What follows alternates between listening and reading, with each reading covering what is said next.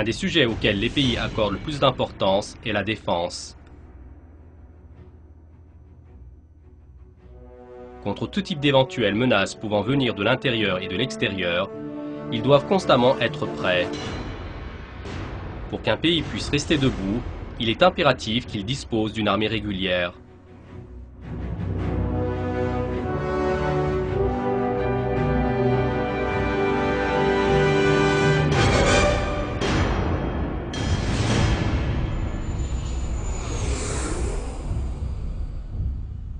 L'unité du pays est essentielle.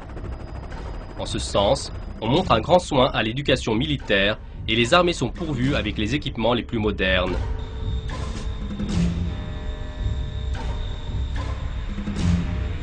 La même situation est également valable pour les êtres humains. Les êtres humains aussi ont des ennemis. Seulement, nous ne pouvons pas voir ces ennemis et nous ne serons même pas au courant de leur présence. Or, eux sont toujours là. Dans l'air que nous respirons, l'eau que nous buvons, la nourriture que nous mangeons, bref, partout là où il y a la vie.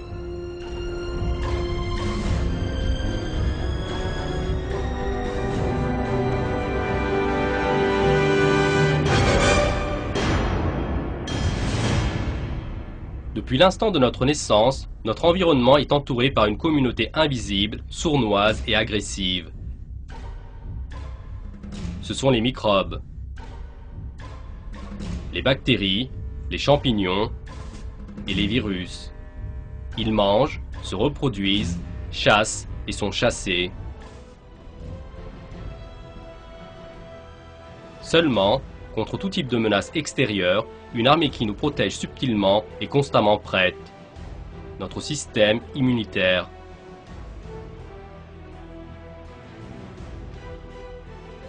Une communauté systématique dont le nombre de ses membres dépasse les 1 trillion. L'armée la plus nombreuse, la plus ordonnée et la plus disciplinée connue dans l'univers. Dans ce film, nous allons découvrir les micro-organismes, les microbes avec lesquels nous partageons l'environnement dans lequel nous vivons, et nous allons être témoins du combat mené par notre corps contre ces derniers. Vous allez regarder avec étonnement comment les forces amies et ennemies agissent de manière consciente. Et vous allez vous apercevoir que cette conscience qui règne à chaque stade de ce combat appartient à Allah le Très-Haut qui les a créés. Vous allez comprendre la raison pour laquelle Allah a créé les maladies. Notre système immunitaire. Faites connaissance avec cette grande armée à l'intérieur de vous.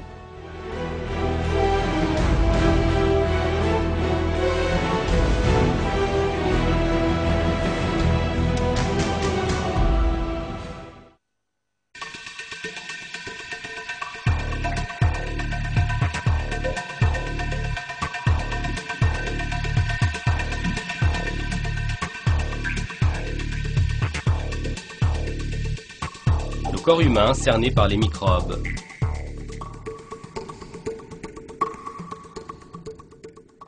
Même si on pense se trouver dans des environnements aussi propres que possible, nous partageons en fait notre entourage avec de nombreux micro-organismes. Les plus grands de ceux-ci sont les acariens de la poussière. Ces animaux microscopiques vivent autour des poils sur votre peau. Quant à ceux qui sont encore plus petits, ce sont les variétés de microbes qui vivent parfois sous forme de colonies composées de millions d'individus. L'être humain est entouré de ces êtres vivants invisibles. L'ennemi qui attend l'occasion pour envahir notre corps est à l'affût à chaque moment. Les bactéries, ce sont les seuls unicellulaires qui, à la première occasion, se multiplient dans l'environnement qu'ils trouvent approprié. Les champignons, les parasites qui règnent dans les environnements humides.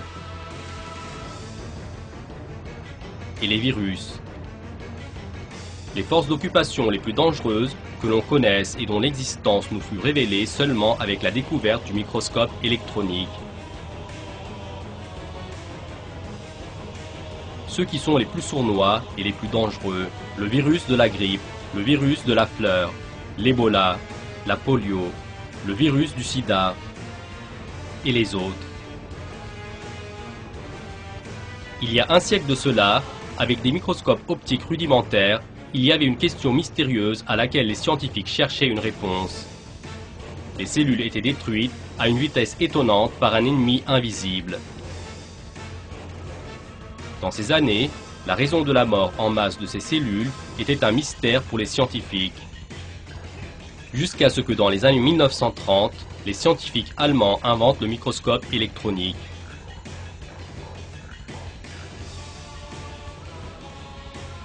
Dans cette technologie d'imagerie, à la différence des microscopes optiques, on a commencé à utiliser les particules d'électrons au lieu du faisceau de lumière.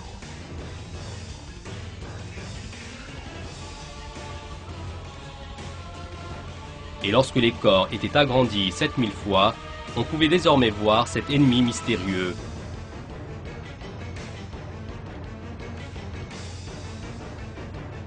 Les virus. Ainsi, une toute nouvelle dimension de la vie fut découverte. Une communauté qui est formée de nombreuses variétés de formes géométriques intéressantes dont des trillions d'individus tiennent dans un seul point. Pour cette raison, ils sont connus pour être la forme de vie la plus petite sur Terre, car leur taille n'est de seulement qu'1 millième de millimètre.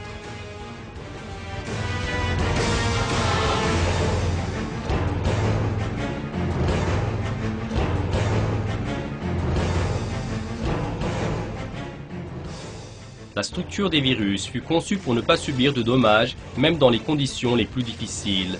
Jusqu'à ce qu'ils rencontrent la cellule qu'ils vont capturer, ils peuvent attendre sous forme cristallisée. Ils sont patients. Dans un endroit où les conditions sont extrêmes, ils peuvent même attendre des siècles. Ils sont codés pour se multiplier. Et bien sûr, causer des dommages en se multipliant.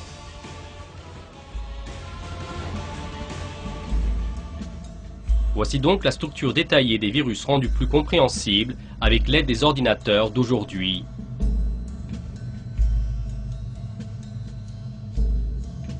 Et le virus du sida qui laisse l'humanité dans l'impasse. À l'intérieur se trouve une chaîne d'ADN soigneusement protégée sous l'apparence d'une protéine. L'information qu'elle transporte indique comment produire les nouveaux virus du sida dans les cellules qu'elle envahit.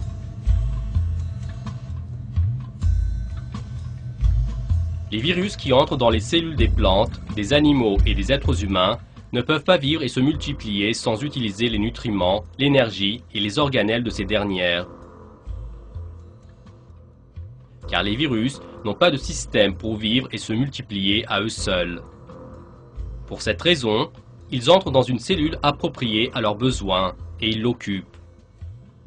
De cette façon, la cellule visée devient sous peu une usine qui fabrique des virus.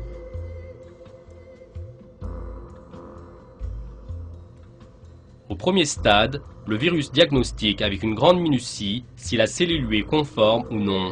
Grâce à des capteurs spéciaux, il contrôle la cellule.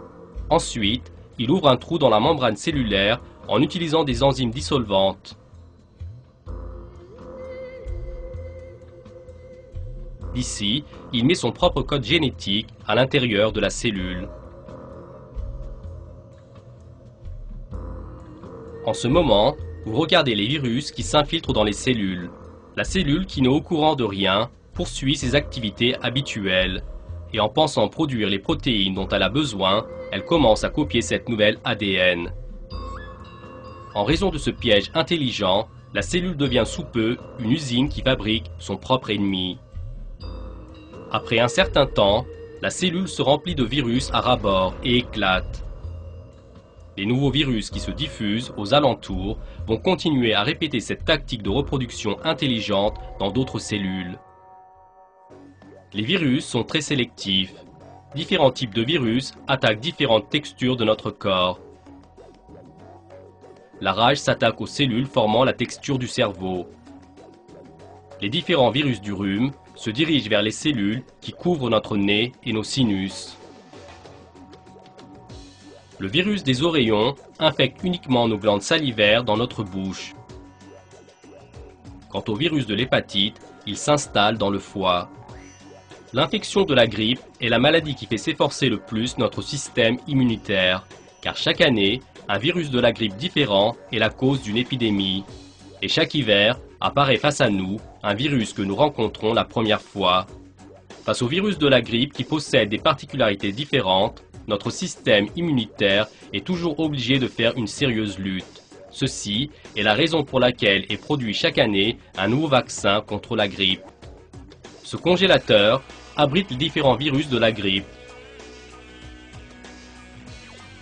Chaque récipient contient une génération de grippe qui fut la cause d'une épidémie à une certaine année. Ces virus sont encore très dangereux, car ils ne sont pas morts, ils sont seulement en état de sommeil. Si vous réchauffez et respirez le virus de la grippe de la saison 1980, vous tomberez malade.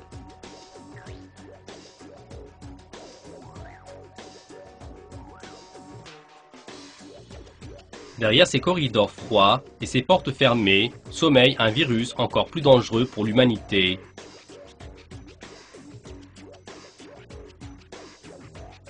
Le virus de la variole.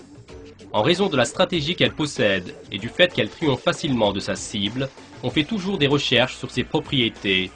Elles ne sont conservées que dans 2 endroits dans le monde, la Russie et les États-Unis. Et elles vont continuer à être conservées jusqu'à ce que leur fonction soit complètement comprise. Il est très clair que les virus agissent dans le cadre d'une stratégie et d'une planification extrêmement efficaces, à tel point que les caractéristiques que possède le virus furent exactement conçues de manière à utiliser le système fonctionnant à l'intérieur de la cellule.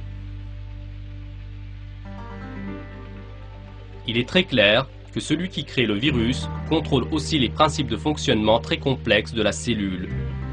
Il est clair que ce créateur est Allah le Très-Haut, qui crée à partir du néant et le virus et la cellule dans laquelle il va s'installer. Au nom d'Allah, le tout miséricordieux, le très miséricordieux, je demande la protection d'Allah contre le diable réprouvé. Et nous n'avons créé les cieux et la terre, et ceux qui ont entre eux, que pour une juste raison.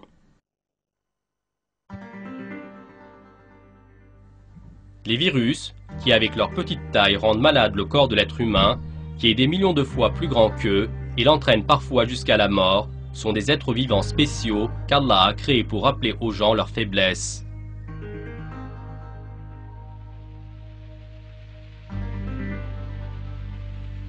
Allah est celui qui crée à la fois la maladie et la guérison de celle-ci. Il a créé les virus en tant que cause des maladies. Quant à la guérison, elle est cachée dans un autre miracle de la création qui se trouve dans notre corps, c'est-à-dire le système immunitaire.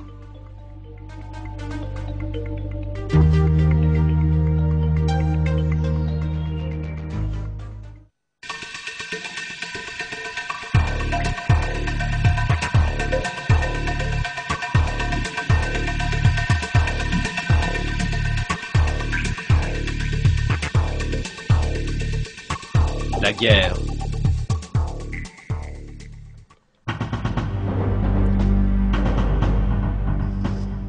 Autour de nous, il y a toujours un microbe que nous pouvons rencontrer. Et surtout, si celui-ci est un virus, cela veut dire que le danger est de taille sérieuse. Lorsque le virus entre à l'intérieur de notre corps, par la cavité nasale ou buccale, il se cherche une cellule appropriée. Mais il y a une armée de défense pour l'accueillir.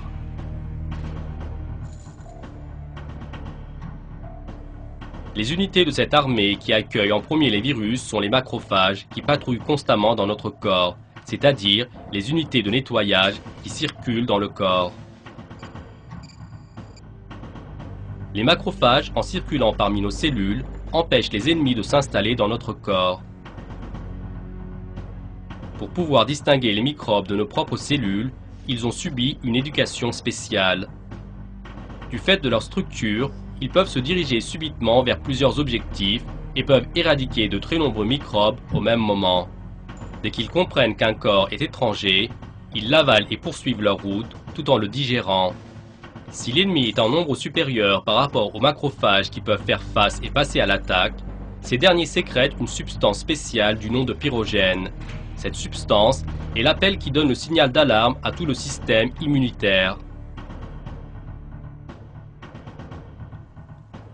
En outre, le pyrogène avertit le centre d'augmentation de température du cerveau et la température de l'être humain augmente. La personne dont la température augmente va naturellement ressentir le besoin de se reposer. Ainsi est empêché le fait que l'énergie soit dépensée d'une autre manière et toute l'énergie du corps est réservée en priorité pour le combat. Avant que notre système immunitaire commence le combat, il doit obligatoirement connaître l'ennemi à fond et prendre des renseignements.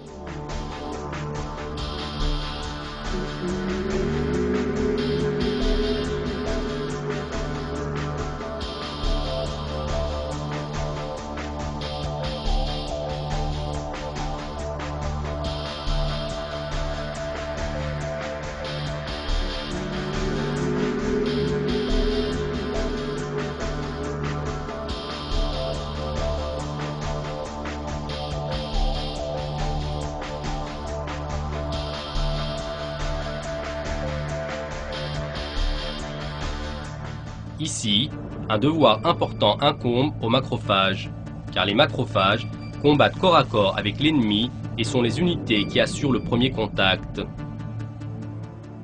À cette fin, lorsque le macrophage attrape et avale un virus, il transporte en tant que dossier d'information un morceau propre au virus, de manière à pouvoir le distinguer de l'extérieur.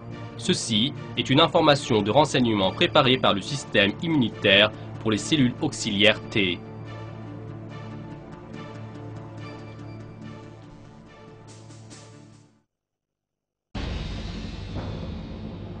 Ces unités qui sont très dynamiques décodent les renseignements sur l'ennemi et les diffusent à chacune des formations de l'armée de défense. Dès qu'elles reçoivent les renseignements, les cellules auxiliaires T avertissent en priorité les autres cellules concernant la menace de l'ennemi. Pour cela, elles sécrètent une molécule du nom de lymphokine.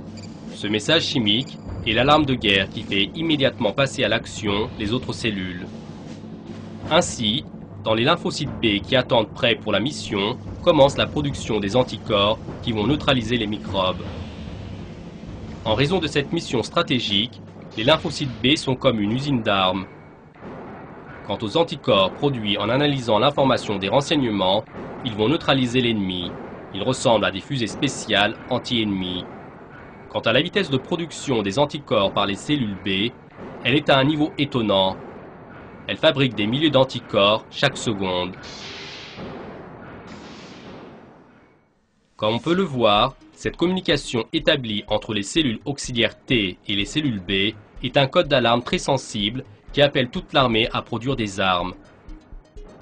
Une mobilisation urgente a été déclarée dans le corps. Désormais, le corps entier est en guerre. L'armée de défense se rassemble dans un court laps de temps et elle est rendue fin prête. L'anticorps, avec sa structure de protéines en 3 dimensions, s'insère dans l'ennemi juste comme il faut, tout comme la correspondance entre la clé et la serrure. Il va se verrouiller sur les parties déterminées de la bactérie ou du virus pour lesquelles des renseignements ont été obtenus, et il va détériorer la structure biologique de l'ennemi. Ainsi, les microbes envahisseurs sont neutralisés, car en produisant les anticorps, les cellules B les ont façonnés sans erreur selon les renseignements qui leur sont parvenus.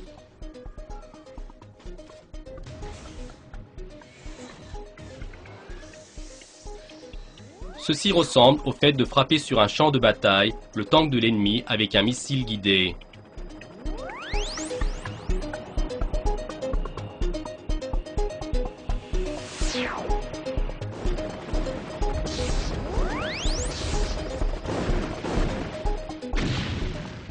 Ainsi, une arme anticorps est préparée pour chaque ennemi, de manière appropriée à sa structure, de telle sorte qu'un anticorps produit pour un microbe est inefficace pour un autre microbe. Cette production sensible d'anticorps ressemble à faire des clés conformes à chacune des millions de serrures. Seulement, une cellule B, si petite qu'on ne peut la voir à l'œil nu, dirige sans faute cette production sensible.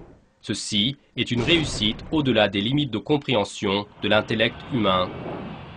Les cellules auxiliaires T qui transmettent les renseignements sur l'ennemi à toutes les cellules font passer à l'action une autre unité spéciale, les cellules tueuses T. Les virus sont neutralisés par les anticorps produits. Seulement, La plupart du temps, les virus envahisseurs utilisent des procédés très sournois. Lorsque le virus entre dans une cellule, les anticorps ne peuvent pas accéder à ce virus. Les virus se cachent parfois si bien à l'intérieur des cellules que ni les anticorps ni les cellules T ne peuvent s'apercevoir de la présence de l'ennemi. Car de l'extérieur, tout semble très normal. Seulement, malgré tout, le système immunitaire ressentira qu'il y a quelque chose d'anormal. Et c'est dans cette situation que les cellules tueuses T détruisent la cellule malade occupée par le virus. Les cellules auxiliaires T ne se limitent pas seulement au fait d'avertir les cellules tueuses T. Elles appellent aussi les macrophages pour nettoyer au plus tôt le lieu de l'événement. Un grand intellect contrôle ce comportement, car les cellules tueuses T sont d'abord obligées de distinguer les cellules à l'intérieur desquelles se cache l'ennemi de celles qui sont normales.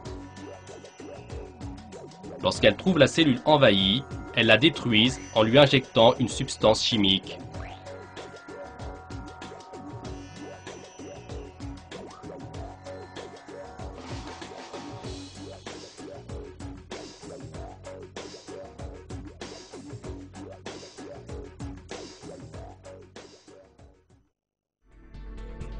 Après que la victoire sur les microbes est remportée, les cellules T suppresseurs arrêtent le combat.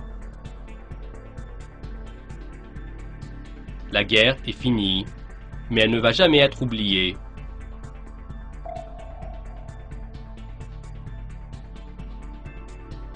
Certaines cellules B qui prennent part à la guerre, en assurant la longévité de leur vie, gardent les enregistrements des molécules des envahisseurs passés. Et d'accélérer une éventuelle guerre à l'avenir. Cette mémoire est très puissante. Quand elle rencontre encore une fois le même ennemi, cette fois-ci, l'arme appropriée est prête dans un laps de temps plus court.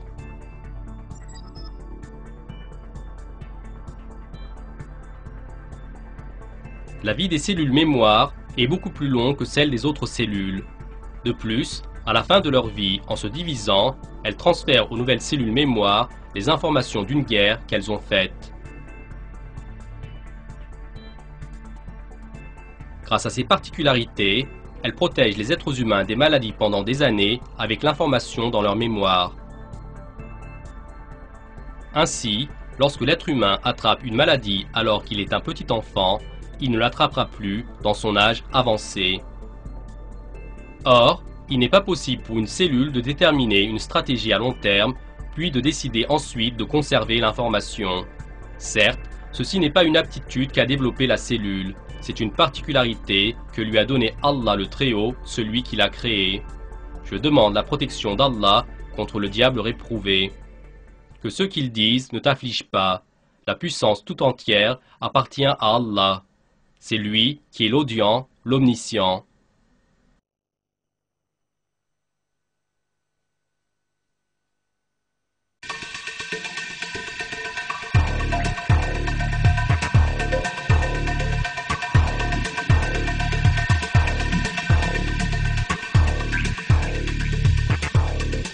Conclusion.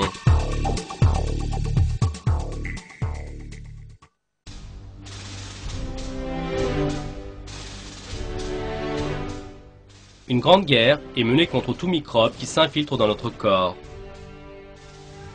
Les héros de cette guerre ne sont pas passés par une éducation militaire. Et ce ne sont pas non plus des êtres humains doués d'intellect.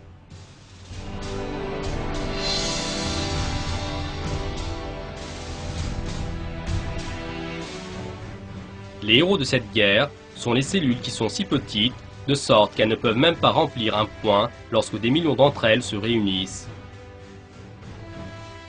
De plus, cette armée ne se contente pas uniquement de combattre, elle détermine à elle seule ses stratégies de guerre. Elle produit également elle-même toutes les armes.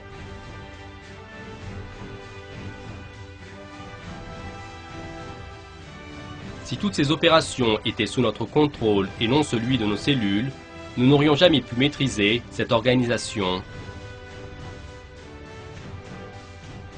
Par conséquent, il est clair qu'on ne va pas s'attendre de la part des cellules ou des organes a des aptitudes comme parler en face à face, tomber d'accord, faire des plans et agir avec une organisation magnifique en fonction de ses plans.